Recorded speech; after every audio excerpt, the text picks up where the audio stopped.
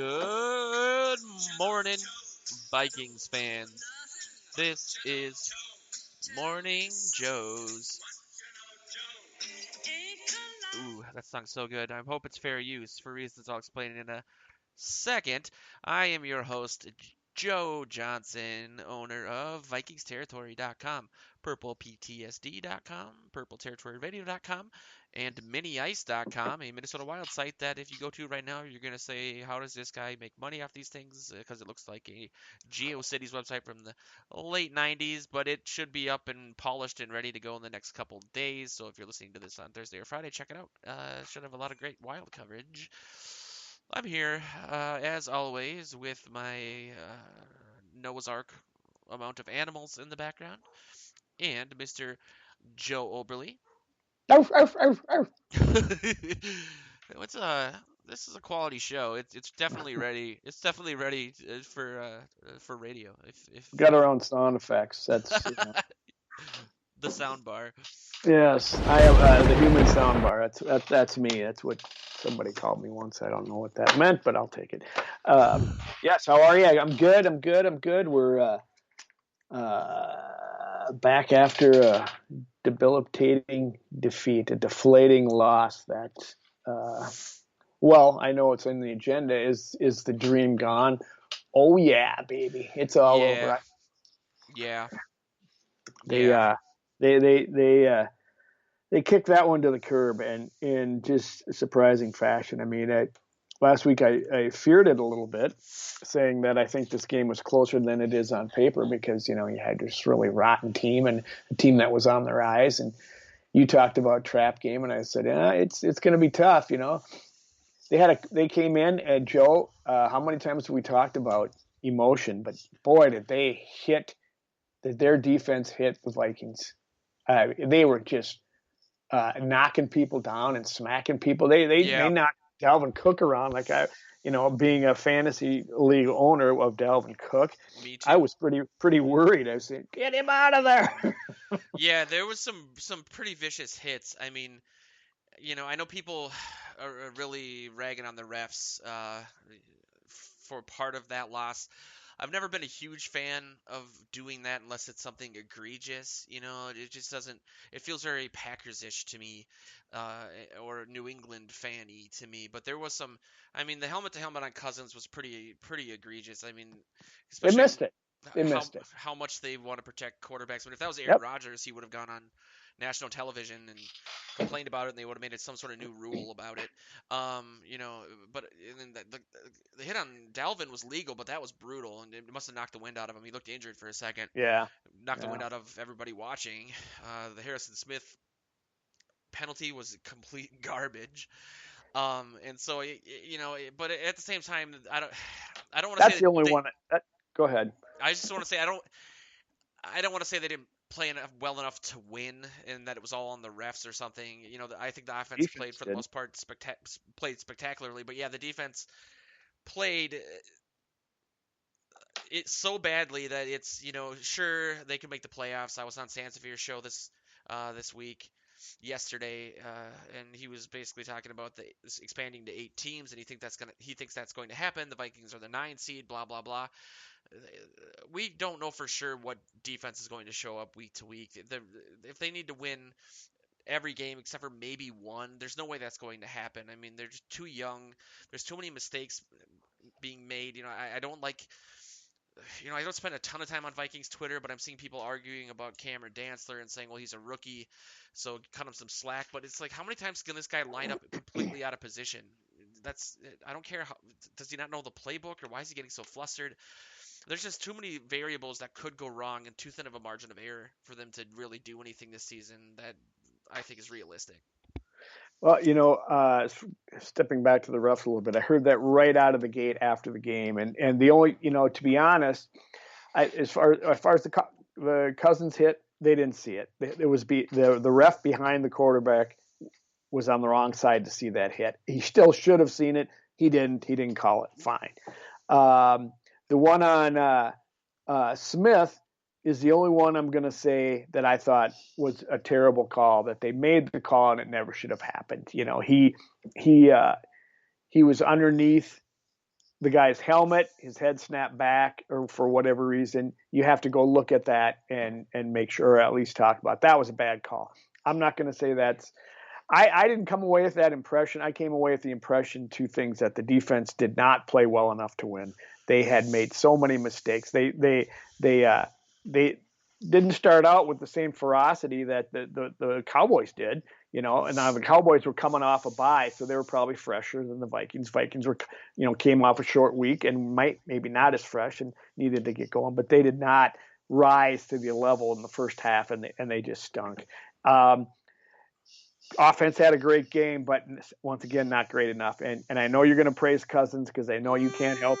It's within your DNA for some dang reason, but uh, he You know still. why.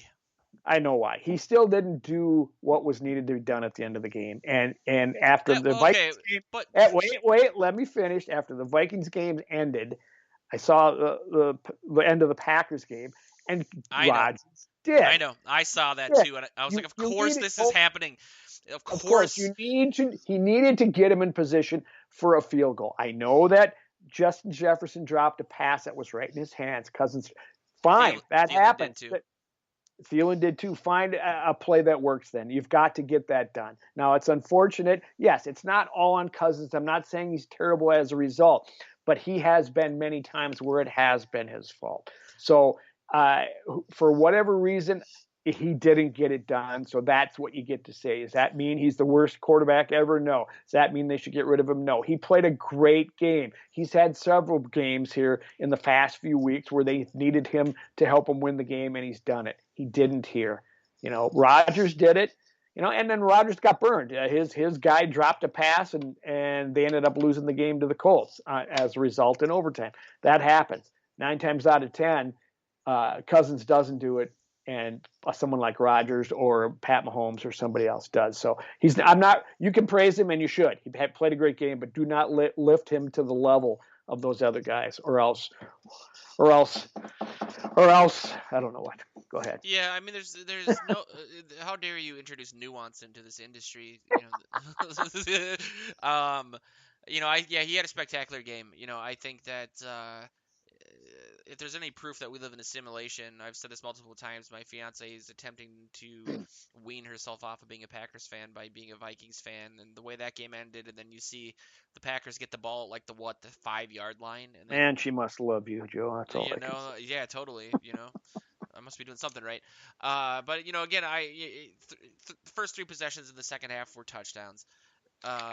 He gets the ball back. He throws for a first down to Jefferson. Jefferson drops it. He throws a ball to Thielen. Thielen was covered very well, but Thielen's made that catch multiple times. Yep. That could have changed the outcome of the game. But again, the defense. I mean, who knows if they would have tied it with the field goal? The defense wasn't stopping anybody, so it depends That's on right. It's a the good coin flip point. in overtime. And then you get down to the nitty gritty of it, which is even if they had won that game, if you're getting beat by Andy Dalton and a Cowboys team with 2 wins, what's the point of even winning that game and for the grand All scheme of right. things? So we're back to tanking for Trevor. No, Well, just now we can't do that. All we've done is really screw up our draft position, which is what we're really good at. Uh, Never getting the right draft pick at the right time. It's almost like the Timberwolves finally getting the first overall pick, and then there's no consensus number one guy. It was a very disheartening game. I don't know what was different defensively. I don't know what, Dallas did have a lot and still does have a lot to play for. They have yeah. a very God. clear path to the playoffs, and people are writing Well, about a 4-12 team making the playoffs, which might change how the playoffs are done. Maybe it should. I don't know. I it kind of should look. have last year. Should have years ago. But yeah. If none of those guys wins 5 games, oh my God. Yeah, Jeez, what a joke. it's somebody's got to win the interdivisional games, right? And outside of Right. that, That's whoever true. plays the Vikings, I guess. Um, but Ooh. yeah, it is amazing. I've been trying to really, and I said this last week. I'm trying to center myself a little bit more, not get too one way or the other, and get. It's just amazing how. And I wrote an article about this, how the team kind of fooled us again, and it was an exercise in how do we get caught up in these things? What is the psychological aspect of it? I mean, it feels good when the team's winning. There's a lot of endorphins. It's just to me, as a recovering alcoholic slash drug addict, nothing to me is better than watching Vikings highlights after they win a game. It's like I love it. Me and my dad drive around. We listen to the post game show. We go to visit my uncle out at Fort Snelling Cemetery because he was the president of the Southern California Vikings fan club for a long time.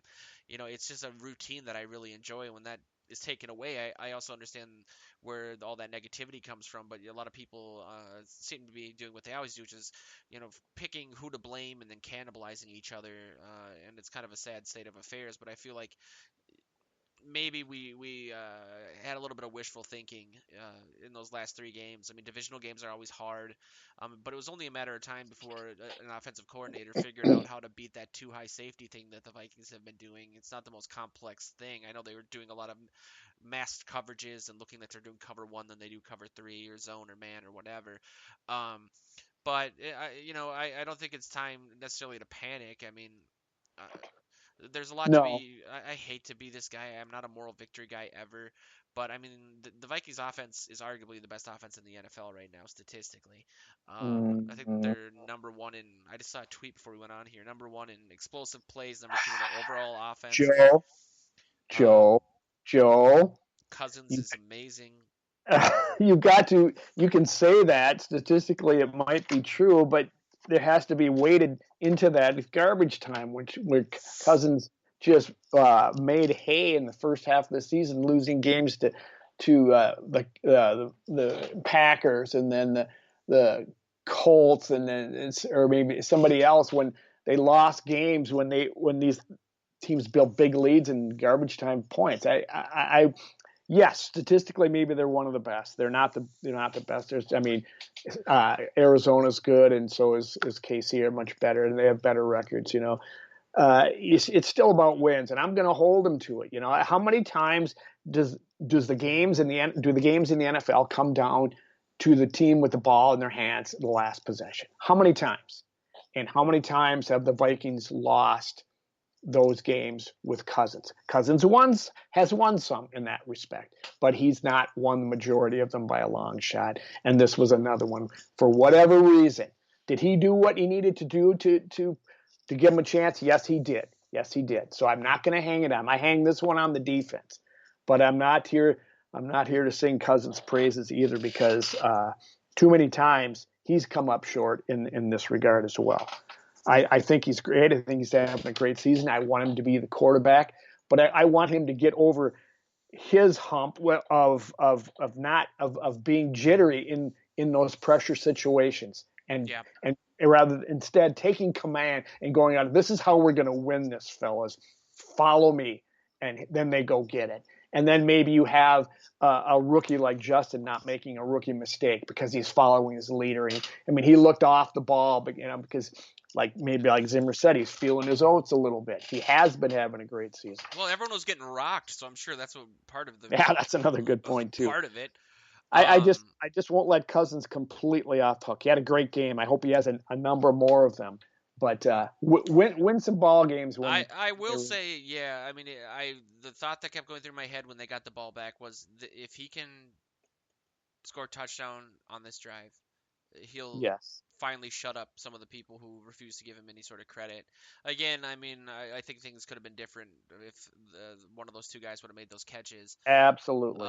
But They just needed a little confidence. They needed a first down, and then they're rolling, and then they're not far from getting it. But would have been the nice fact, to have some timeouts too, because then they could have run the ball maybe. yeah, They yeah, and they didn't that's do and that that's either.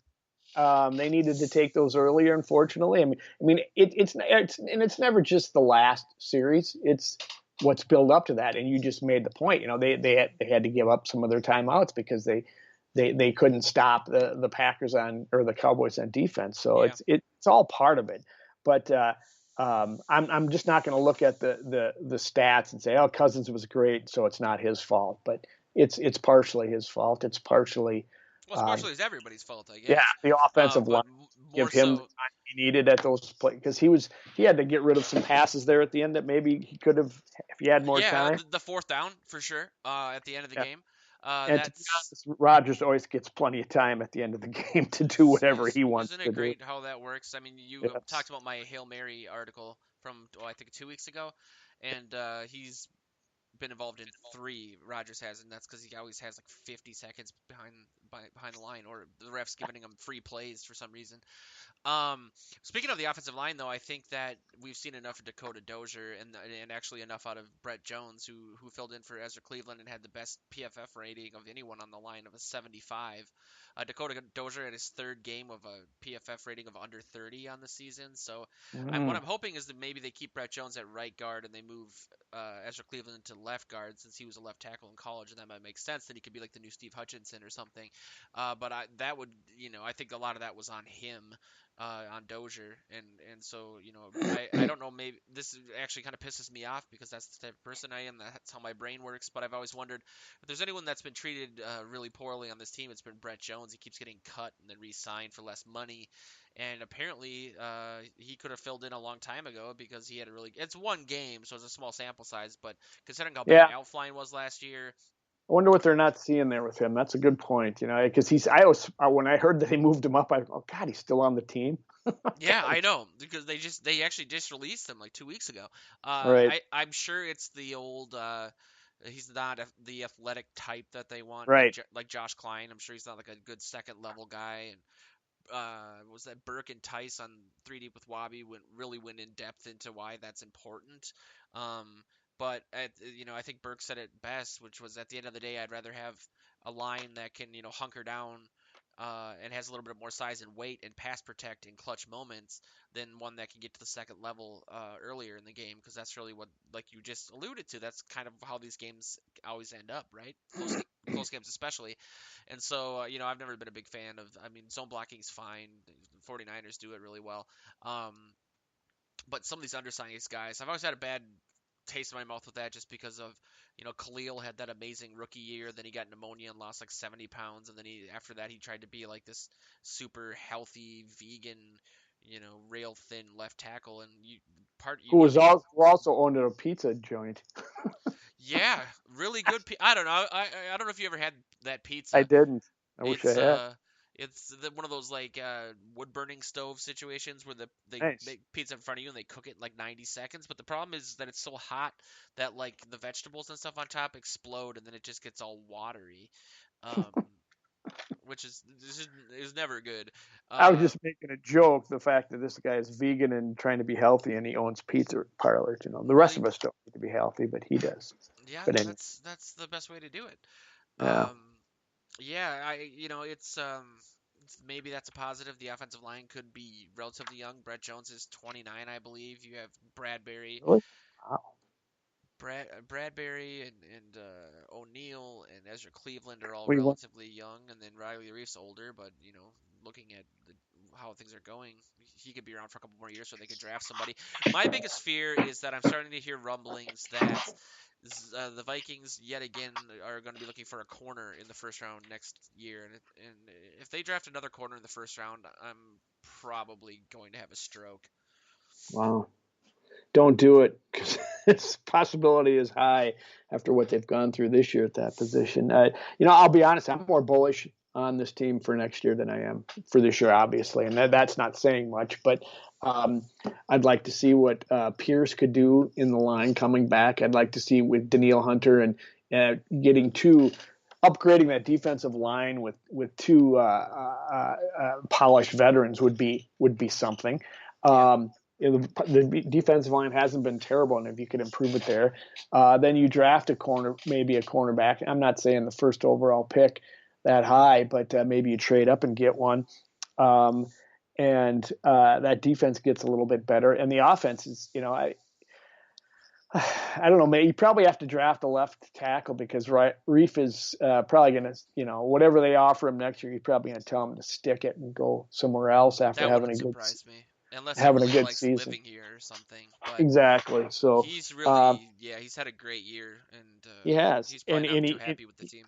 he doesn't. Yeah, he doesn't deserve to. I mean, it's for all that he went through in the off season. So that's probably what they have to do. But they're not that far away. I mean, if the secondary that has at times looked really good. I mean, there's some rookies back there, and they're only going to get better, and they're only going to know Zimmer's system better. So I'm excited for next season. And if they keep losing, they'll have an easier schedule and a higher draft pick, and I so always feel like whatever. we don't end up getting an easier schedule for whatever reason. Granted, they're never that bad. That's And because the Bears and Lions always finish below us. that, and I think you kind of each division gets matched up with the same opponents in other divisions. So when you have a team Yeah, like the Packers that are usually pretty good too, you end up I yeah, think matching with a better division than otherwise, that's especially part if of the it. NFC East is such a shit show. The top two teams in a division will get the top two teams of another division, and that it really comes down to like about 3 games that makes your schedule harder than anybody else in your division. So maybe 2 games, I'm not sure. So it's not that big a deal, but yeah, hopefully they get the NFC East next year. I don't know if they do, but it would be nice. So that division sucks. Well, as long as we don't have to play the Cowboys again, apparently. Who? There was an article on Bleacher Report that I covered on Vikings territory this morning, just to kind of allude to your point. The Vikings were ranked the 10th best team in regards to the players that they have under the age of 26. Mm, I thought that was a little low considering they have Dalvin Cook, Justin Jefferson, Brian O'Neill. Um, yeah, who am I missing on defense? There's for some reason I'm spacing, but or Daniil Hunter, obviously, who's broken all yeah. sorts of records at the age of 20, most sacks by a guy that's 25 years old, and that brings up a point that I didn't put on the agenda, but it was an article that I wrote that is the best exemplification of the experience of being someone who covers a team for a living because I a lot of my stuff is me reacting to other people's takes and saying, okay, I saw this on this website, I give credit to it, then I say this is my opinion on it. Um, I came across an article on Pioneer Press by Charlie Walters, essentially saying that the Vikings either may, should, or could trade Daniil Hunter for to move up in next year's draft to get a quarterback or to essentially get 2 first-round picks. And I kind of said that would what did I? Nothing would make Zimmer more infuriated other than accidentally buying a ticket to a 3D movie, which is kind of a low blow. Um, than getting rid of Hunter, and Oh God, and people, why don't I have a press pass? And and God, I can't believe you said that. and Anyway, go ahead. and I said, but if there's an untenable situation with this contract, that's the only reason I would say to do that. Because I know that there's been rumblings of him being unhappy with his Yeah, contract, yeah. which he should be. I mean, he just signed one a couple years ago. He's like the 15th highest paid defender, people are saying, but he would get record-breaking money is what most people think, and that's what he deserves. So if that's an untenable situation, if he's too angry, or if we can't afford him because our salary cap situation is still kind of messed up, especially with the COVID cap, and Cousins is 45 million guaranteed in 2022, and you have Dalvin's new deal, so on and so forth. But I didn't really get your take on that. Like, how do you feel about trading Hunter period if it was for 2 first-round picks or to move up from their first-round pick higher and then get a second pick after that. No, period. That's how Thank I you. feel. Okay. There's nowhere they're going to get to enough to trade up to get the best quarterback in the draft, and that's what you would want to trade away one of the best defensive ends in the draft. And so why do it? You know, I don't think you're giving away a lot more to move up a few spots because they're probably going to pick somewhere in the middle because they'll still win the games. They don't have the next 2 games they should win, and uh, they probably should beat the Bears again, and so they're going to end up in the middle somewhere. But um, there's no way that the Jets are going to say, yeah, we want Daniil Hunter instead of Trevor Lawrence. Is that his name? Trevor Lawrence. Yeah. Yeah, and or whoever's going to take him that high. So I would not give him up. I mean, as much as uh, quarterbacks are huge in this game, so are edge rushers Yeah. because they sack quarterbacks. So no, I mean that's like you got left tackles, edge rushers, and quarterbacks. 3 of the biggest positions in the game. So no, so that would be a huge mistake. And I yeah, I agree. Zimmer would implode. I totally agree with your take. I Yeah. think I And think you that make a good point, Joe, that about the money thing. If they know it's going to be a problem, they obviously did with Ngakoue. They knew they couldn't resign him, so they got rid of him. yeah. But they must figure because they knew they got to resign Daniil next year, so maybe that's why one of the reasons why they got rid of him. So Yeah, that's a good. I got a lot of so the title of that article was should the Vikings trade um, Hunter for the QB of the future, and all the responses were, "Why would you say this, you idiot? Why even raise the question?" And my response was just copy and paste, read the article, because I didn't pose the question, someone else did, and I'm actually saying I don't agree with it either. So we all agree with each other. You're just not reading past the headline, which is it comes with the territory. I don't know why it bothers me so much. I don't expect everyone to read what I say. I don't. No one wants to read what I have to say. Um, but I have never really been a I fan got your back. of. You were right. You were right. I got your. I've never been a fan of NFL trades in the first place. I think they've gotten a little bit better, but I always feel like you trade away an established person that's usually if especially in years past, if they're worthy of a trade, they're usually pretty good, right? And so you take a known quantity that is good for basically a roll of the dice or multiple rolls of the die, depending on how many draft picks that you That's get. right.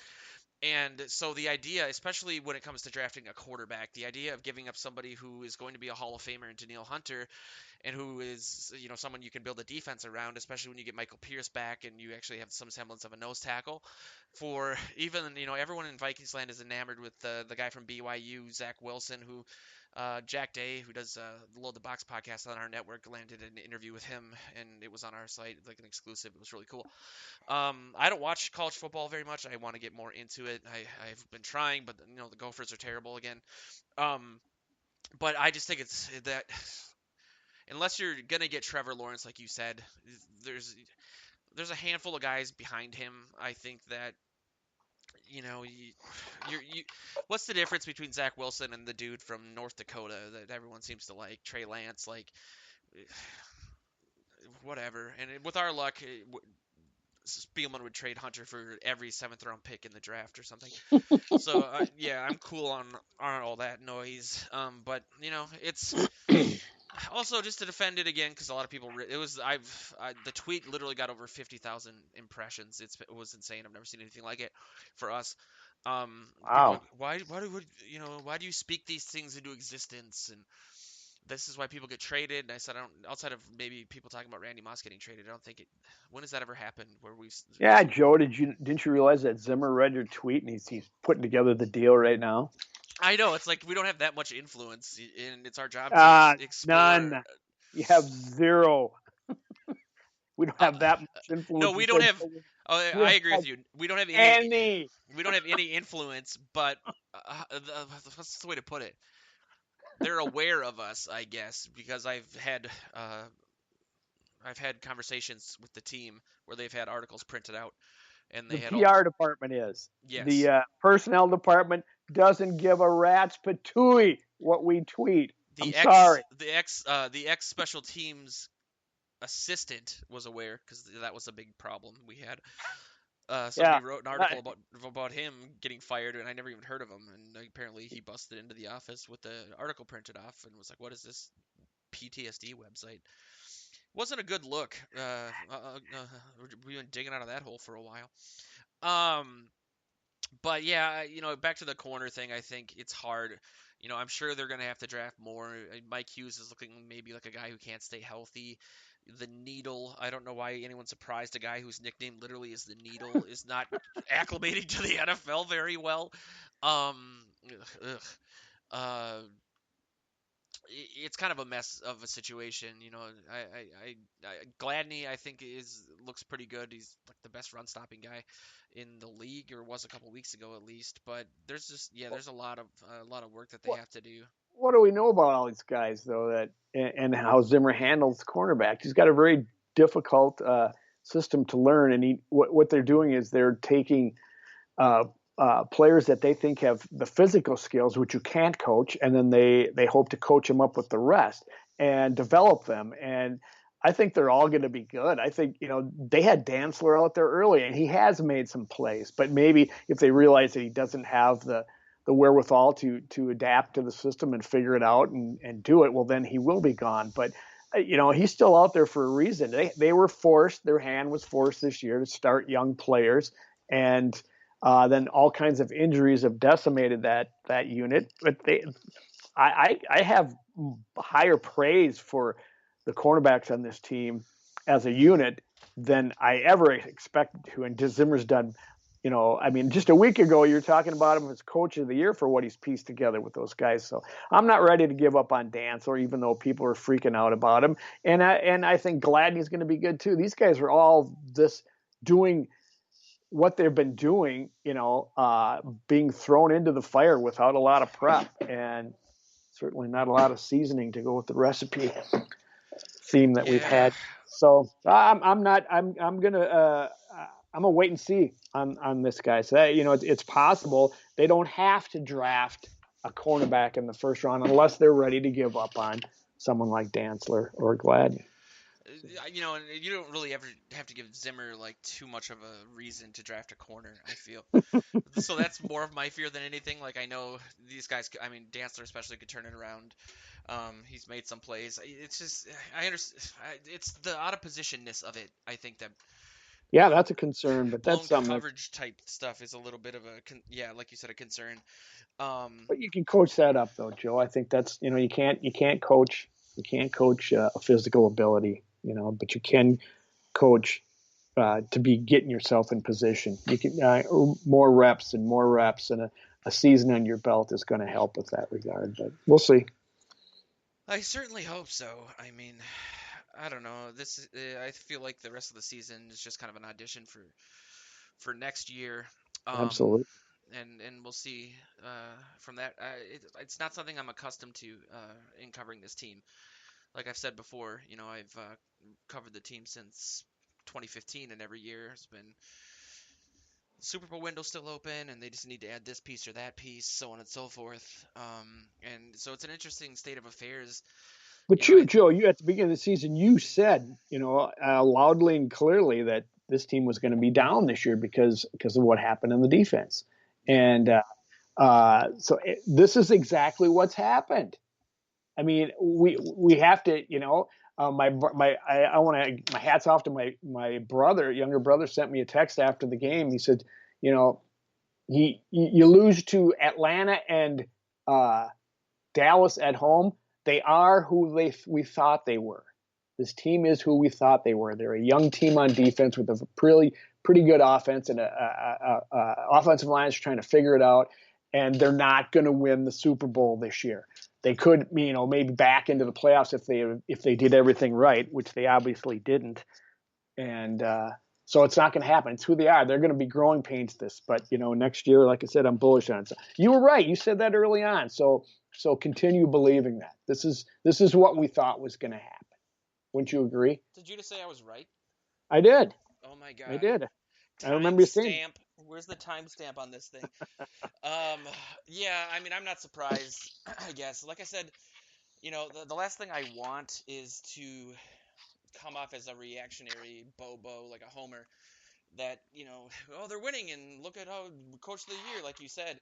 I always try to add some sort of contingencies, which was if this continues, he'll be coach of the year.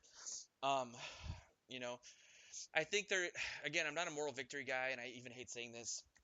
Me 10 years ago would punch me in the face for doing so, but they do deserve credit for what they've been able to do considering. It's A little been, bit. A little bit. I think so.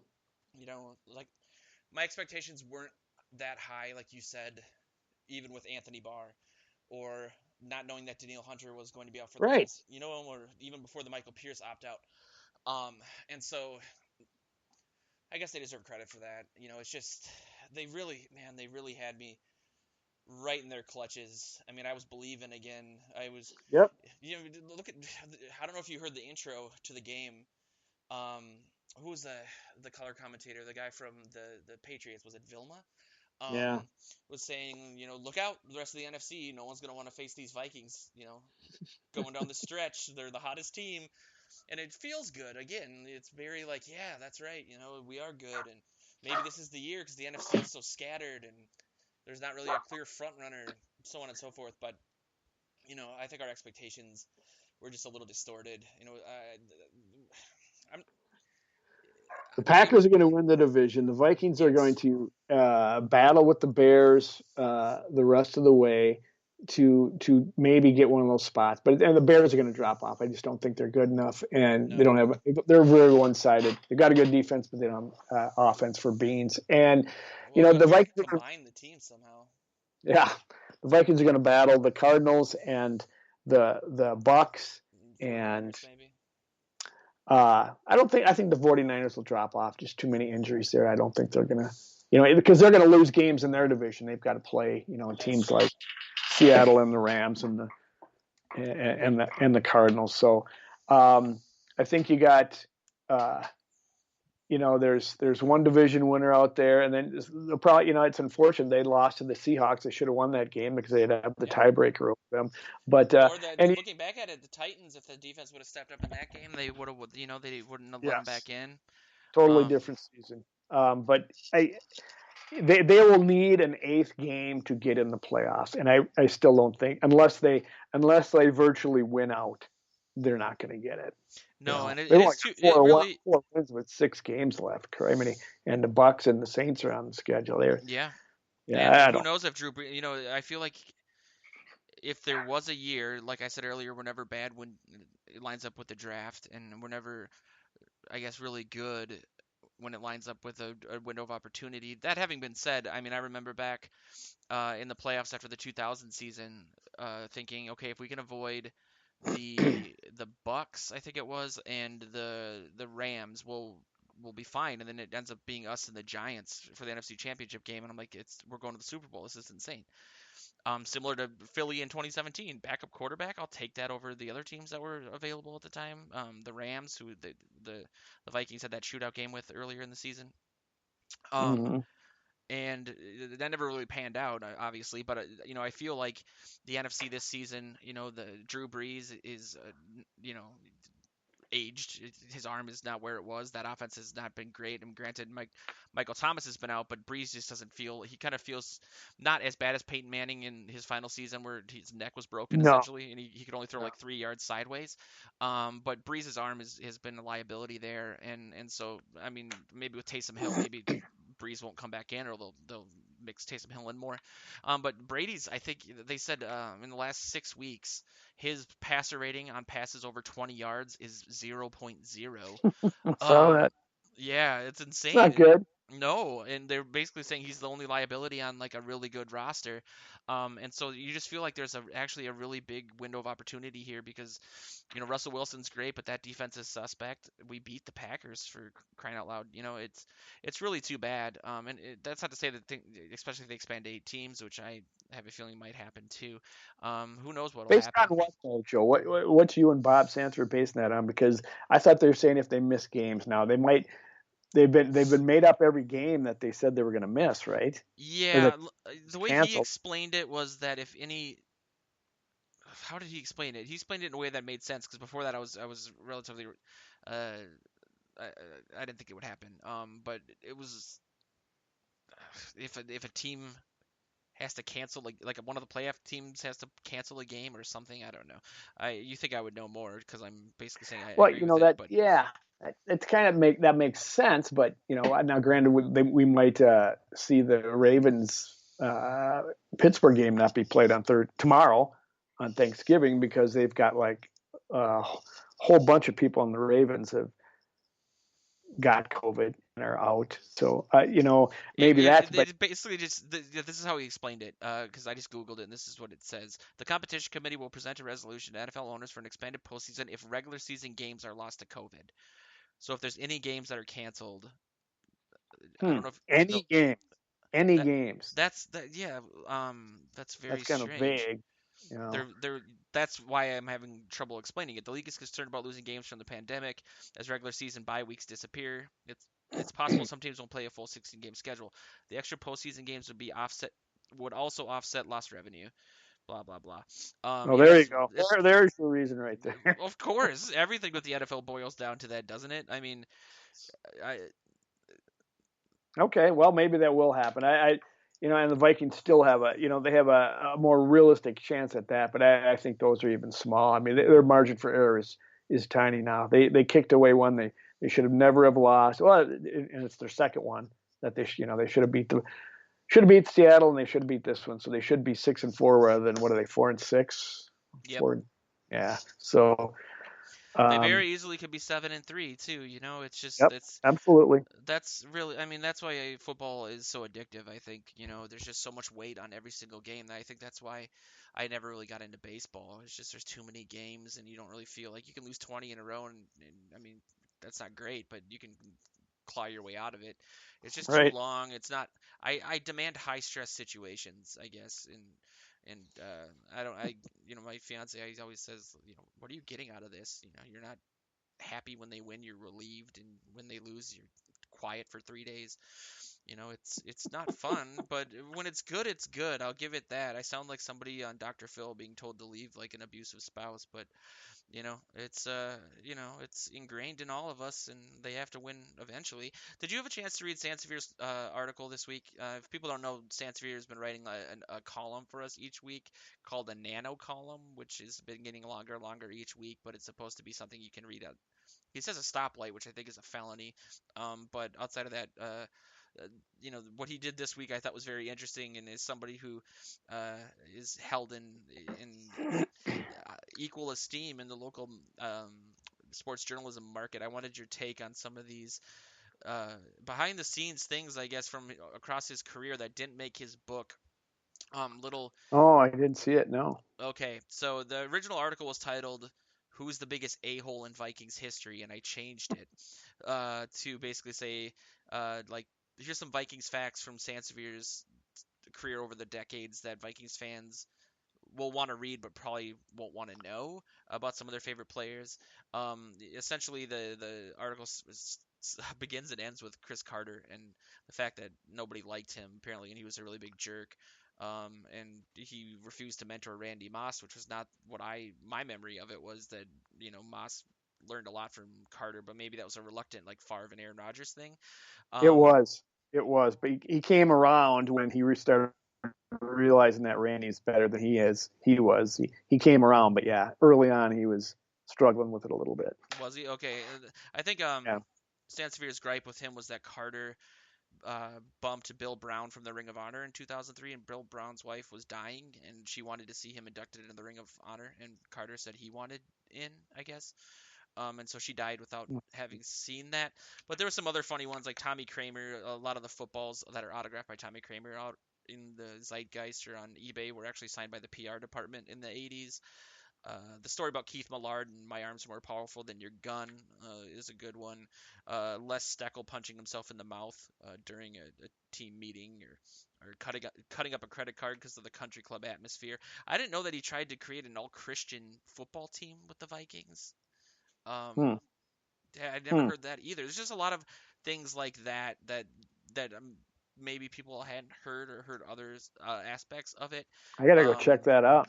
yeah, there's a lot of good stuff in there. The Chuck Foreman stories with Bud Grant, they're not all negative, but a lot of them are kind of tarnishing to some of the Sansa guys. Sansevier was a beat writer of the Vikings for the Tribune way back in the day, so he would have the stories. Yeah, it's a good article. People should check it out. But yeah, I guess I'm not surprised by Carter. He seems to have that edge to him. Well, what he needs is a fall guy. He should have had a fall guy. He wouldn't That's have what been I showed up said. I yesterday. said, I that's when I kind of lost a decent amount of respect for him. I don't know how he thought he could say that, why that was a good idea, why he would tell the NFL of all places, a room full of rookies on camera. It's just crazy, but it is funny how that's changed though, because I've never thought Randy Moss would be, uh, you know, a media guy. Wabi was talking to Matt Burke and was saying, or no, actually it was when we had Brian McKinney on 3 Deep with Wabi. He was saying there's some guys that you interview in the locker room, and you'll know this, Joe, because you did that forever, that you can tell are going to be in the media after they retire. They're more engaging Yes. and they have Yep. that personality to them. I've always been amazed that Randy ended up being a host of anything because he just seems so anti-media and Oh yes, mercurial, and now he's kind of this fun-loving guy. we all Um, grow up, don't we? yeah, Even you football players. It's funny you say that. That's actually really apt because something that's really pissed me off the last couple of weeks is that anytime I write something about Diggs, which I've only done, I wrote a lot about Diggs after the trade, and I've only written a couple things about him during the season, just tracking like his stats and seeing where like how they differed from his time with Cousins the last couple of years to see if him being the man in Buffalo has meant anything, so on and so forth. And those articles all get picked up by Google News, and I'm sure when Buffalo Bills fans type in Buffalo Bills or Diggs, they find them because we'll get hundreds of comments, and they're mostly from Bills fans, but they've all been saying the same thing, which is, your butt hurt, which is something that I think was coined by Diggs. Somebody he retweeted a Buffalo Bills fan making fun of Vikings fans for being butthurt, so everyone calls us butthurt now. But also that he's matured now, and that we need to get over it. He's grown up, and it's like, who grows up at 26 because they're traded? What? He's not any different than he was Oh here. He's just no, happy they'll because things are going well right now. right. Wait for the other shoe to drop there. Wait till they lose in the playoffs, or, Yeah. and Or they're something winning in the happens. playoffs, but he's not getting the ball, a la the Saints There game, you and he go. throws his helmet. You don't. That doesn't just change because you move to near Niagara Falls. And Tiger doesn't change his stripes that easily, but once they get out of the game, I mean, Moss is a great example of someone who grew up after the game. I mean, the things he used to say to the media about the media. I mean, I used to hear a lot of stories. I didn't cover him. I was just there. I came in when he returned from the Titans or whatever. When he returned from the Patriots, but which was very short lived, so I didn't get a before the chance to. Titans. Yeah, but the stories the other guys would tell, it's hilarious. He'd always stick his nose into the media room and let them know exactly what he thought of them, and just because he could. And I he didn't spend a lot of time one on one with the local media, that's for sure. I have looked everywhere for, and this is funny because the conversation we had before we went on the air, there was a video clip that I remember seeing, and I only saw it once, where Moss dressed down Suhan. He basically, in the locker room, said, "I read your column about me. You're full of shit, essentially. Why are you? Don't ever talk to me. I will never answer a question from you." Next. And I always wanted to find that clip for some reason because I just thought it was um, very Mossish and very interesting. But apparently Suhan's a super nice guy. I just always got the impression maybe that he wasn't, but that's maybe just his writing. He's just kind of a He's a sardonic. tough, right? He's Oh a yeah, sardonic he's guy. tough. Yep. Um, well, since we're going a little long, just really quickly, KJ Osborne is going to be replaced as the punt and kick returner. Apparently, I think the Vikings are And averaging before you go on, 1.3 yards a return. I just wanted to ask you, who would you replace him with?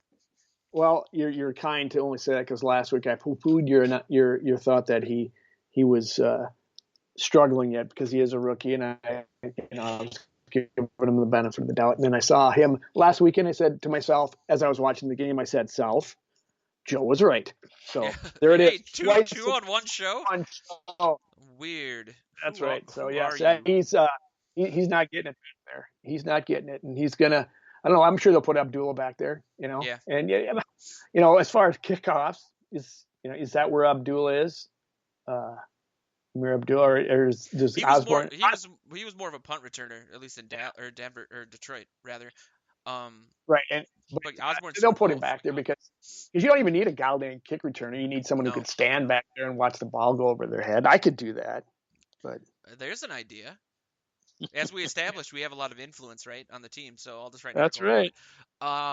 Yeah, Abdullah, I think there's a risk of fumbles there, but he's also shown that he can at least pick up more than 1.3 yards, and unless Cheryl's is still in game shape or something, I don't know. Something has to change, but that would be actually a pretty dramatic move. I know people don't really think of it that way, but they drafted him in the fifth round specifically, clearly to be the returner. Which And is why I don't think they'll give up on him just yet, Joe. I yeah, mean, me either. this season's lost. He's going to have to improve. He's going to have to improve, or else that would be terrible if that was a wasted pick. Or else he's going to go to another team and be a really great returner. Like I saw you have to be careful giving up on rookies. I mean, Daniel Carlson's pretty dang good kicker now. He just needed some place where he didn't have the steely eyed glare of Mike Zimmer on him at all times, Yeah. and in such an important season, he got a chance to grow into the job, and he's something that probably could have worked out for us, but sometimes you know, so I'm going to give Osborne the rest of the season, and hopefully he figures it out because I think he's got speed and he's got some talent, but he's got to become a professional and realize there's more to it, and really practice at it and get better.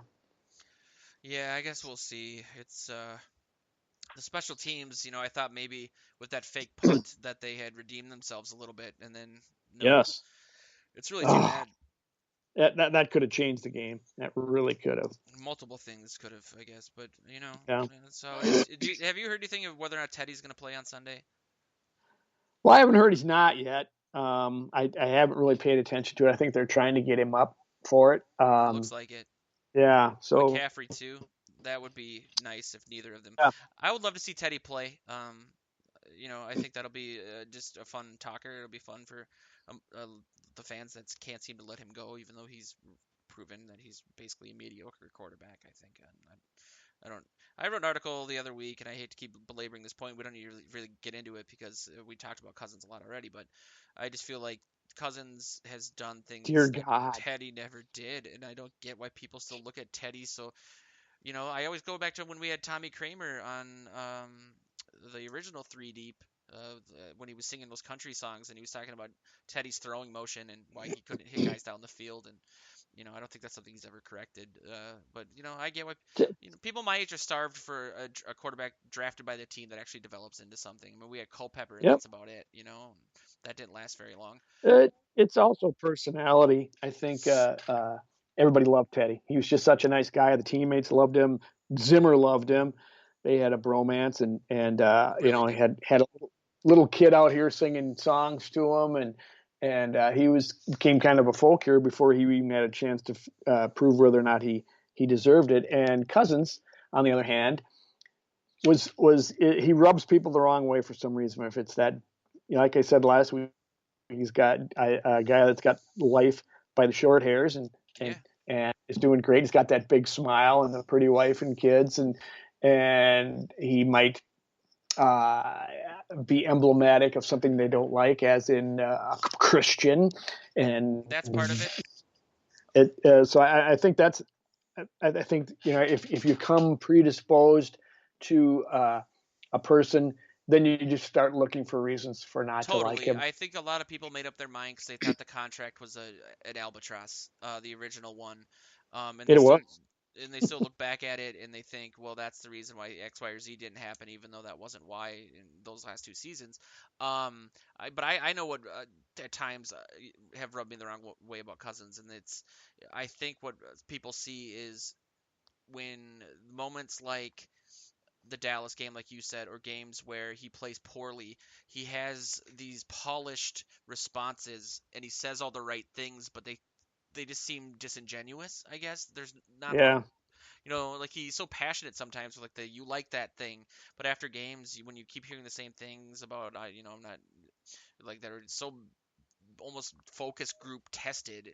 It just feels like ugh, enough already. Just like tell us the Yeah. truth, man. And to be totally honest, Teddy was as bland as it got in the locker room. I was there in the locker room covering him, and he always wanted a little bit more out of him. He was polished in the way that he knew he was never going to say anything that uh, would cause a headline or rub, get in a writer's crowd that they would take the axe after him. He was pretty bland, and so, say what you will about Cousins, but Teddy wasn't that much better as far as a great quote, if you ask me. Yeah, I think Teddy also. I mean, in his defense, he had a couple late game drives that Cousins hasn't really done outside of maybe the Broncos game and the Saints game. I can see that Right? too. Uh, My God, you remember those at the tip of your tongue. I You have you him. got bad. I have him So tattooed on my one on each arm, so I never forget. I was gonna do my lower back, but I already have the Cousins profile there. Predictions. How did we do last weekend? We both were wrong, clearly. Not so much, Joe. You had the final score was 31-28 Dallas. You were 34-13 Vikings. Ugh. So you were a total of uh, uh, let's see, you Carry were the up there. two. You you were quite a ways off. I actually was 28-20, so I had the Vikings score right on. I had nailed it, and I was Whoa. 11 points off for the Cowboys. So All right, so I you said you I were said you were 24 34-13, right? So yeah, you were 24 points off, and I was 11 points off. So yeah. I picked up 13, and Damn it. I'm now up 23 points. I was making ground too. See, this is So where it you gets precarious because there's only so many games left, so I have to make up like 5 or 6 points a game, I guess, to win this. But yeah, it's closer than it's been in years past. I will give myself a little bit of credit for that. Um, but I lost, so I go first. I think, oh, this is hard. Uh, this team is so just it's such a roller coaster. You really don't know what you're going to get each week. I think we've seen this offense is reached its a kind of a normalcy of being able to put up points. I think they've scored 30 points in every home game or more this season, and they've lost um, three of them. So the home field advantage isn't really working, but I think that'll be something that continues this week. I think the Vikings will put up 34 points on offense. It just depends on what happens with the defense, and who really knows. I don't think McCaffrey's going to play. I think it's too soon. I actually have his backup on my fantasy team, and I'm trying to figure out when to drop him, but he's got that AC joint injury, and no one really knows what the severity of it is, but that's a pretty hardcore injury to your shoulder on top of his high ankle sprain. I think it's too early for him to come back, even though he's practicing a little bit. Teddy, same thing. I mean, if he plays, if he doesn't, we'll play some XFL quarterback, but that would have a huge impact on it. But I think that this team will bounce back a little bit. There was just a lot of mental errors on defense that we hadn't really seen it that much of it in recent weeks. Um, but they're going to score some points either way. I would say it's going to be 34 points by the Vikings, and let's just go with 28 points from the Panthers. The Vikings will end up winning this game, and then we'll get excited again, and then we'll get all sad against the Jaguars. oh my God, if they don't win these next two, any thoughts of anything is out the door. Then you start looking for that high draft choice. Yeah, I'm going to be a little bit conservative, more conservative to you. That's what's gotten me back in after your initial 24-point lead after the first game of the Ugh. season. So I'm going to go 24-20 Vikings. Uh, I think the defense will do better this week, and uh, the Vikings should score a lot of points, but maybe that's too small. 24 is. I think I better go 27. I'm Yeah, going to go 27 27-20. because they're going to score some points. You Yep, know, 27-20 Vikings. I almost want to flip my score and say the Panthers are going to win, but I'm not going to do that because again, we have influence. Actually, we might actually Nope, it have won't. we might have more influence, at least in the upper crest of the state. It's something I planned on announcing earlier in the show. We landed our first legitimate radio gig. Both Joe and I have done a lot of guest appearances on shows. I guess I'm technically the co-host of Bob Sansevier's BS show on Tuesdays, which is everywhere in St. Cloud, Duluth, Hibbing. Joe's been on KTOE for a long time. Um, I do the scoop. I'm actually doing the scoop in about 5 minutes on KLGR radio. But the stomping grounds of Adam Thielen's youth, Detroit Lakes, has a sports Who radio might not station. play this weekend? We didn't even touch on that. That's the most Vikings thing ever, too, just to wake up and see, oh, yep, of course Thielen has COVID. Why wouldn't he? KDLM Sports Radio on AM 1340 and FM 93.1 has offered us a pretty sweet slot in their schedule every Wednesday night at 7 p.m. before Mike Zimmer does his X's and O's. We are still kind of figuring out what we're going to do with that spot, but we're very excited Yes, for the details aren't opportunity. hammered out yet. So stay So tuned to the website, Vikings Territory and Purple PTSD. We'll have a big announcement, and then we'll have our first show next week. But we're very excited, and we wouldn't have got there if not for the fact that, according to Chartable.com, we're one of the top 200 sports podcasts in the country. I don't know how they get those metrics because I don't know, to be completely honest with you, how many people listen to this they show. asked our moms. Yeah, this is the number one show in the Johnson household, I'm almost, sure it is. out behind Yellowstone. And And there's a lot of Johnsons around. So that's my base. But yeah, just stay tuned to that. We're very excited to bring our conversational style of nonsense to Detroit Lakes. You know, I'm gonna go up there in like 2 weeks and just demand a free car. Like, do you know who I am? Most famous man from Detroit Lakes. It's gonna be great for my ego. Anyway, this has been Morning Joe's for the week of the 20, or not the week of, but the day of the 25th of November. Thanks for everybody for listening, and we'll catch everybody next week. Skol.